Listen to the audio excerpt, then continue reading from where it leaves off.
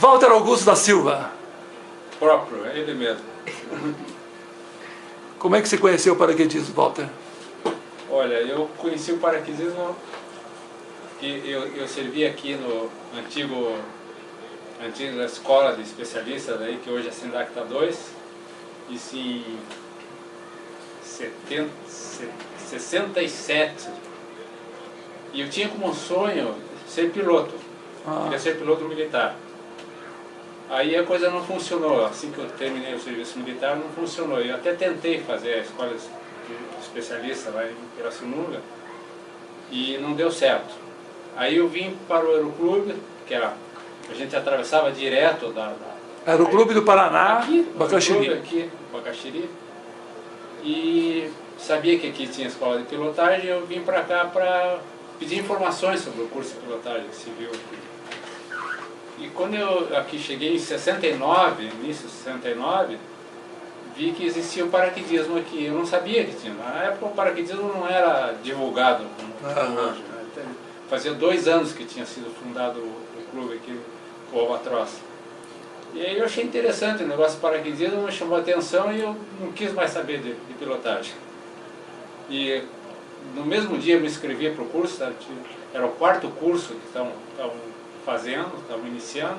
Eu me inscrevi e fiz o curso. O instrutor era o Nickelson e o pessoal militar estava aqui ainda, vinham aqui esporadicamente, o Solon, o Schirmer, que foram os precursores aqui do paraquedismo.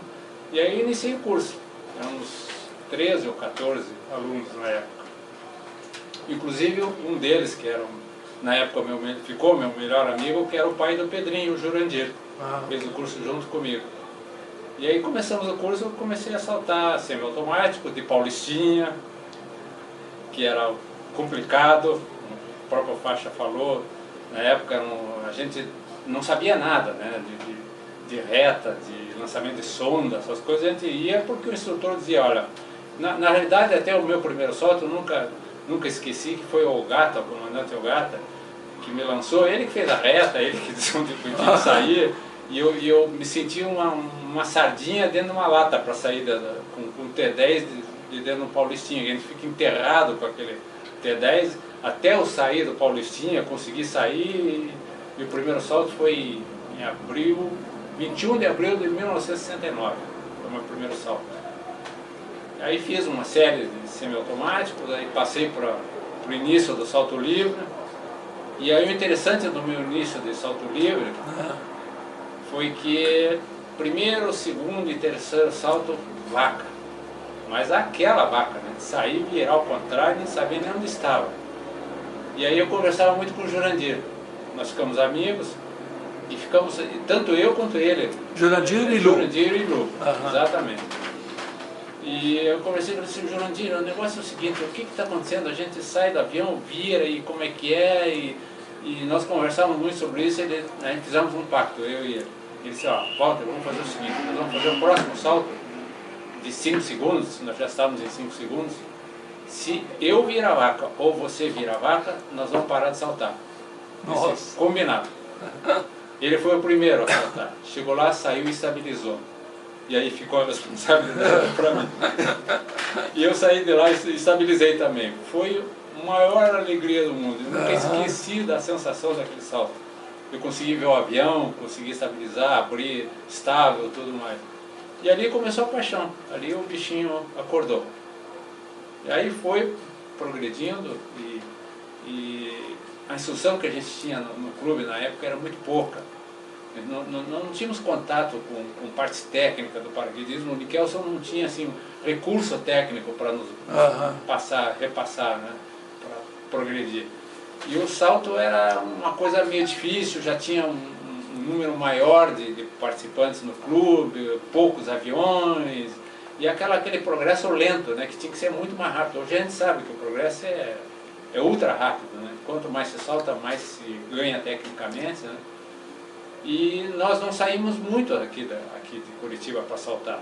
Nós começamos a sair daqui na década de 70, que a gente começou. Em 72 teve o campeonato em Boituva, que eu participei lá. Participei do campeonato em Boituva em 72. aí já estava no outro nível, no outro estágio. Conheci Boituva lá, com os barracões de madeira, pisando na lama, aquela coisa frio assim, danado. Frio danado. Aquele campeonato chegou a gear em Boituva, e por uma sorte, foi pura sorte nossa que nós levamos um trailer para Boituva naquele ano. Conseguimos um trailer, alugamos um trailer e conseguimos uma SUV da época, que era uma Aura Willis, que era do Harley Bishop. E por sorte a gente dormiu, a equipe dormiu dentro do trailer. Diziam que as barracas acordavam com um gelo lá. Exatamente, fora, né? exatamente. E o que nos salvou foi aquele trailer, porque a chuva, o frio, a umidade, aquilo foi terrível. E o trailer era um hotel hiper confortável, né, na época. Foi o que nos salvou. Mas aquele campeonato foi memorável. E ali, a partir dali de 72, a gente começou a progredir com o clássico, paraquedismo clássico. Era precisão, estilo assim, muito mal, mas a gente pegava, através do contato com os militares, que a gente tinha muito contato com o Solon, né? E o pessoal militar era o que mandava, tecnicamente, na categoria do clássico, do paraquedismo clássico. Mas na precisão, eu acho que houve um alto desenvolvimento, digamos assim, dos saltadores da época, dos atletas da época. Né? Não sei porquê, o Nikelsen até brincava, que aqui era a escolinha de Sagres, ele brincava. Né? E a gente aprendeu, eu por exemplo, aprendi observando, conversando e aprendi a fazer precisão praticamente sozinho.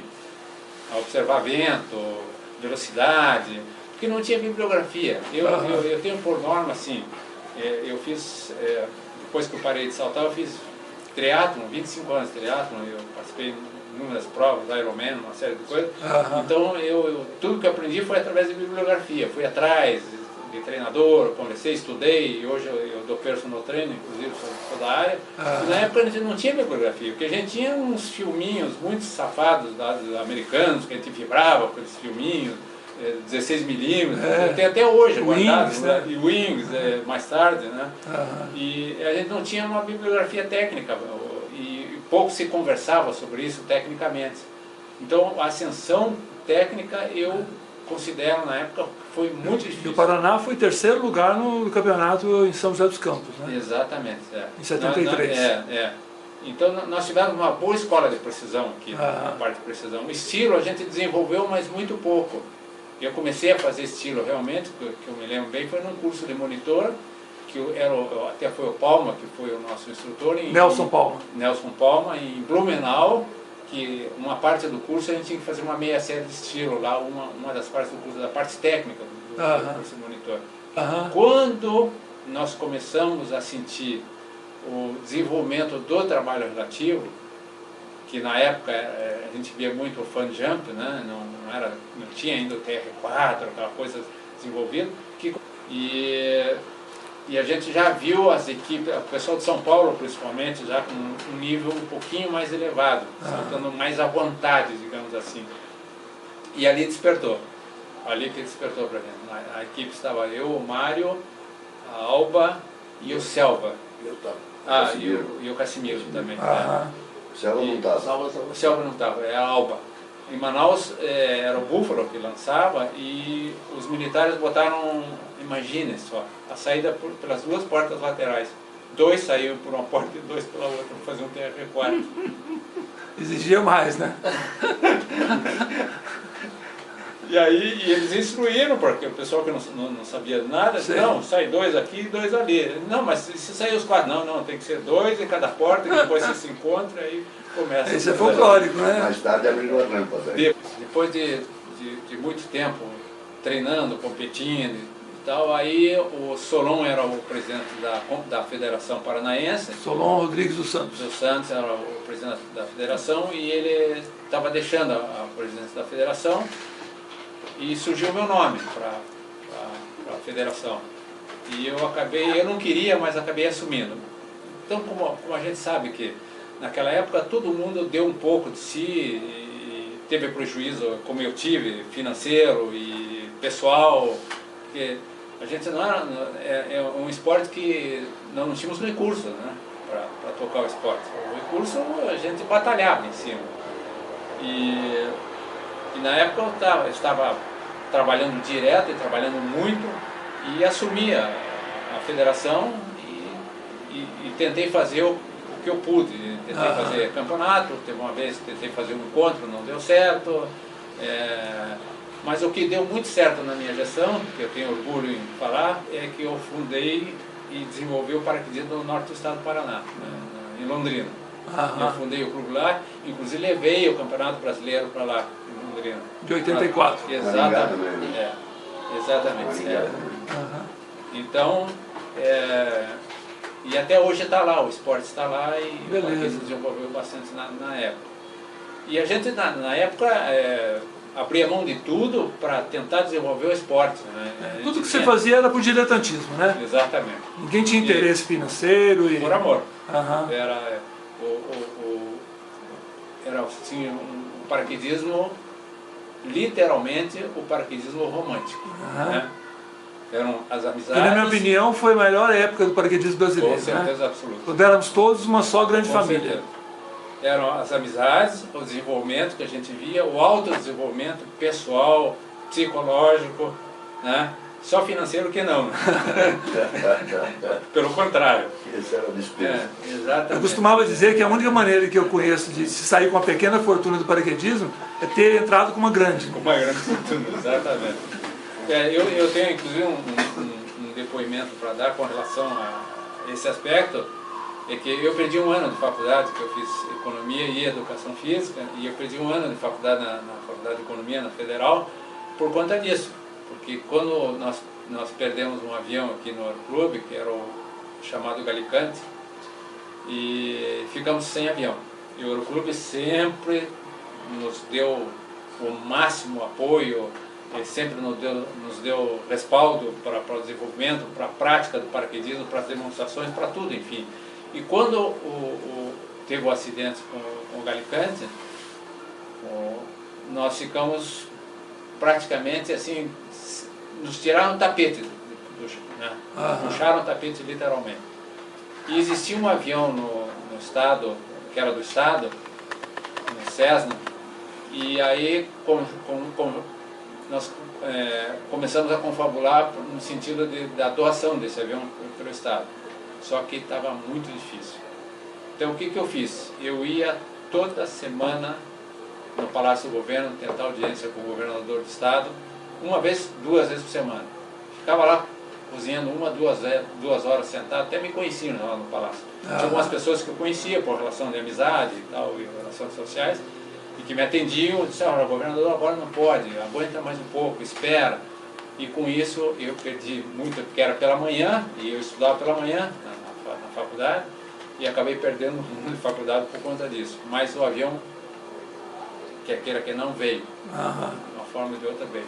E aí nós continuamos o nosso desenvolvimento aqui no Aeroclube através daquele Cessna.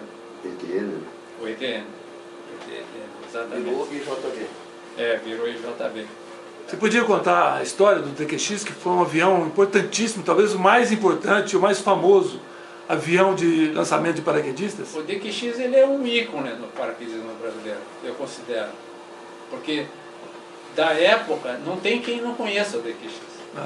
Ele veio de Guarapuava então para cá, tá? Nós conseguimos trazer o avião para cá. Para cá em Curitiba? Para Curitiba. E aí esse avião fez com que o desenvolvimento aqui foi, porque ele voava muito, era um avião, todo mundo sabe que tecnicamente é um avião de motor radial fortíssimo, sobe muito bem, e esse avião ele desenvolveu e muito o paraquedismo aqui. O Ulisses lá em Boituva botou um motor de beach. E foi um avião que revolucionou a história quando foi colocado esse motor de beach, porque ficou um foguete, né? Ele subia a 3.000 metros em 12 minutos. Então, foi uma revolução mesmo no paraquedismo paulista. Aquela história que nós estamos acostumados com o paraquedista. Você viajar 400, 500 quilômetros, ir para uma área, ou chovia, ou ficava sem avião, aí você voltava, o mesmo percurso, e não dava um salto sequer. E a semana seguinte continuava com a mesma garra. Exatamente. Quando saía daqui, a Ulisses estava em Rio Claro, nós íamos para Rio Claro, estava no Rio de Janeiro, a gente ia para o Rio, estava em Campinas, ia para Campinas. E não foi uma nem duas vezes que a gente chegava lá, chovia, o avião estava com pane, aí voltava de lá, X horas de viagem, gasto de combustível, hotel, alimentação. E isso era o paraquedismo nosso. Isso mostra a importância do paraquedismo nas nossas vidas e a dimensão dessa... Exatamente, e a paixão, né? Essa dedicação, né? Sem paixão, sem vontade, você não faz nada. Não faz nada.